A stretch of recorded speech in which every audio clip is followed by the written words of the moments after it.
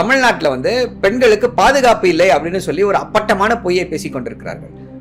தமிழ்நாட்டில், இந்தியாவிலேயே தமிழ்நாட்டில் தான் அதிகமான பெண்கள் வந்து தொழிற்சாலைக்கு சென்று கொண்டிருக்கிறார்கள், வேலைக்கு சென்று போயிட்டு இருக்காங்க. ஒர்க் ஃபோர்ஸ் வந்து தமிழ்நாட்டில் தான் ஜாஸ்தி. அப்படிப்பட்ட பெண்களை பீதியடை வைக்கிறீங்களா? அப்ப இது வந்து தமிழ்நாட்டு நலனுக்கு உகுந்ததா உங்களுடைய பிரச்சாரம் என்ற கேள்விதான் எல்லார் மனதிலும் எழுந்து கொண்டிருக்கிறது.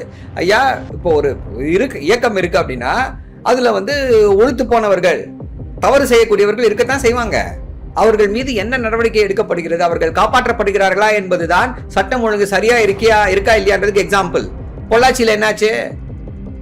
அவர் 2 வருஷம் கட்சியிலே தானே வச்சிருந்தீங்க. அரசு பண்ண பிறகு தானே அருளானந்தத்தை நீக்கிறீங்க. பார் நாகராஜனை உடனே நீக்கிட்டீங்க. பார் நாகராஜனும் அருளானந்தமும் அதற்கு பின்னால் இருக்கக்கூடியவர்கள் அரெஸ்ட் ஆகக்கூடாது தானே சிபிஐ விசாரணை கொடுக்காம பண்ணிருந்தீங்க. அதுதான் எப்படி வந்து இன்டர்ஃபியரன்ஸ் இன் இன்வெஸ்டிகேஷன்றதுக்கு பொள்ளாச்சி பாலியல் சம்பவம் மிகப்பெரிய எடுத்துக்காட்டு.